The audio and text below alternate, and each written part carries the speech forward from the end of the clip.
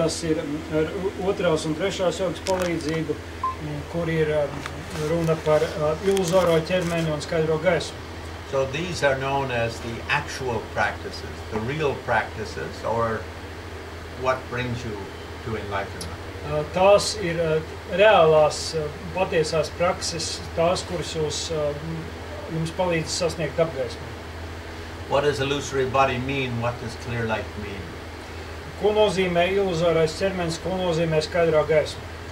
Clear light means we have a sense of being a conscious person. Skaidrā gaisma nozīmē, ka mums ir sajūta, ka mēs esam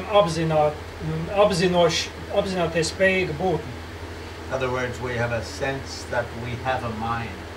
Mums ir sajūta, ka mums ir prāts. And secondly, what is illusory body?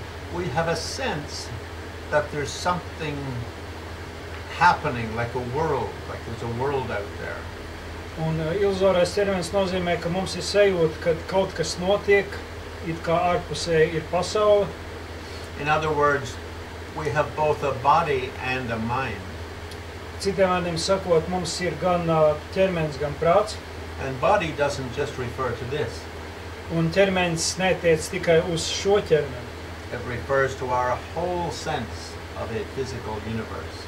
Tas attiecas uz visu fizisko visumu. So when I look out and see a mountain, that mountain is part of my physicality. Kad es skatos uz āru un redzu kalnu, tad šis kalns pieder pie manas fiziskās esības. Even the wild boars of Latvia are part of my physicality. Pat Latvijas mežonīgie lāči ir daļa no mana mežonīgās cūkas. Es tādu Latvijas meža cūkas ir daļa no manas fiziskā aspekta.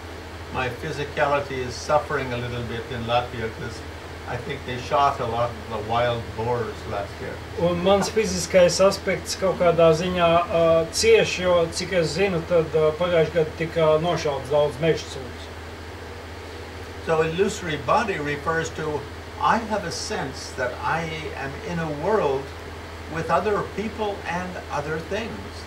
Iluzorais ķermenis nozīmē, kad man ir sajūta, kad es esmu pasaulē kopā ar citiem cilvēkiem un citām lietām. So these are the two real issues we have to deal with to accomplish enlightenment. We have to understand what is the nature of this thing that I feel is my mind, and what is the nature of this thing I feel is world.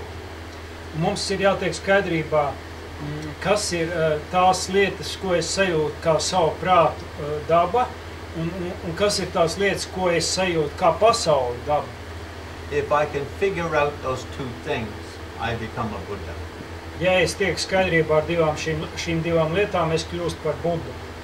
Therefore, illusory body yoga means everything I do to figure out the things that appear to my mind. Clear light yoga means everything I do to figure out the nature of mind itself. Tad iluzorā ķermeņa joga nozīmē tikt skaidrībā ar sorry, can you please repeat? Illusory body means everything I do to figure out this nature of what appears to my mind. And clear light means everything I do to figure out nature of mind itself. Iluzorais ķermenis norāda uz visu, kas man šķiet kā mans prāts. Edgar, palīdz, es pazaudēju pavadienu. Iluzorais ķermenis attiecās uz to pasauli, ko tu uztver, un skaidrā gaisma ir visu, ko tu dari, lai saprastu, kas ir tavs prāts un apziņa. Now, I have two occasions when I am alive to do that, don't I? Un man, kamēr es esmu dzīvs, man ir divi gadījumi, kad es to varu darīt. One is when I am awake and one is when I'm asleep. Viens gadījums ir tad, kad es esmu nomodā, un otrs gadījums ir tad, kad es esmu miegā. And therefore Marpa said, you can also call my yoga the yoga of sun and moon, because during the daytime when the sun is up, you're practicing my yoga, and at night when the moon is up, you're practicing my yoga. Un Marpa teica, ka to var nosaukt arī par saules un mēnesi jogu, jo dienas laikā, tad, kad tu praktizē manu jogu, spīd saule, un naktas laikā, kad tu praktizē manu jogu, spīd mēnesi. So in terms of the actual practice of enlightenment, means during the waking state, we train in Tumo, which develops into illusory body and clear light yoga. Tad, kad mēs esam nomodā, mēs vingrināmies Tumo praksē, kas noved ar laiku līdz skaidrās gaismas jogai. And then at night, when we go to sleep, we practice illusory body and clear light yoga. And here, illusory body becomes dream yoga, clear light becomes clear light of sleep yoga. Un kad mēs dodamies, ejam gulēt, tad mēs praktizējam sapņu jogu, kad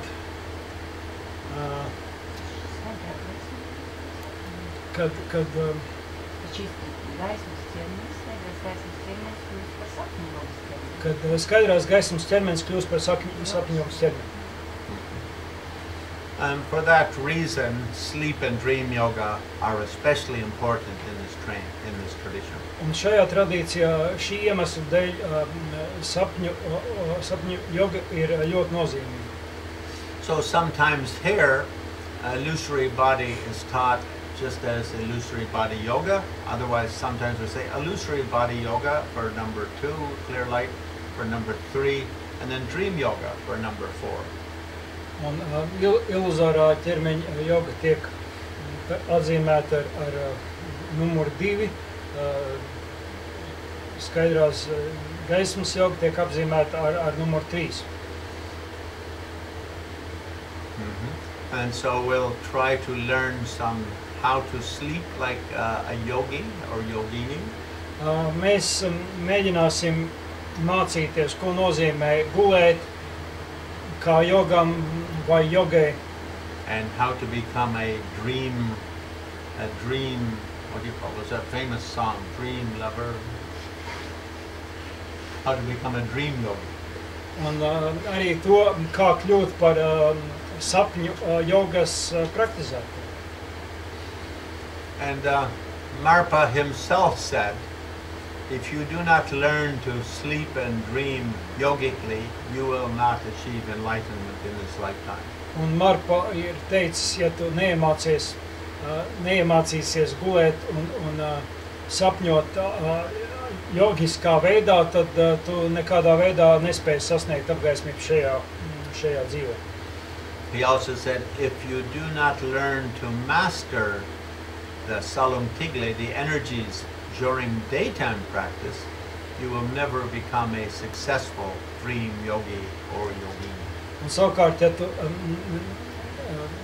dienas laikā nespēsi pareizi praktizēt prakses, kas strādā ar enerģijām, tu nekad netiks galā ar šīm sapņu jogas praksēm. So he concluded that sort of statement by saying, the better your daytime practice, then the better your nighttime practice. The better your nighttime practice, the better your daytime practice. Faktiski var teikt, ka viņš ar to gribēja pateikt, jo labāk ir mūsu praksa, ko mēs veicam dienā, jo labāk būs tā, ko mēs praktizējam sapņojot, guļot, un arī otrādi, jo labāk būs šī praksa, kur mēs veicam sapņojot, jo labāk būs praksa, ko mēs veicam dienas laikā. So these 4 are the methods for enlightenment in this lifetime. Un visas šīs 4 metodas ir domātas, lai sasniegtu apgaismību šīs dzīves laikā. By the 4, Marpa achieved enlightenment, Milarepa achieved enlightenment, Pamotrukpa achieved enlightenment, Jigden Sungan achieved enlightenment. Un Milarepa sasniedz apgaismību, Marpa sasniedz apgaismību. And however, the names of these are...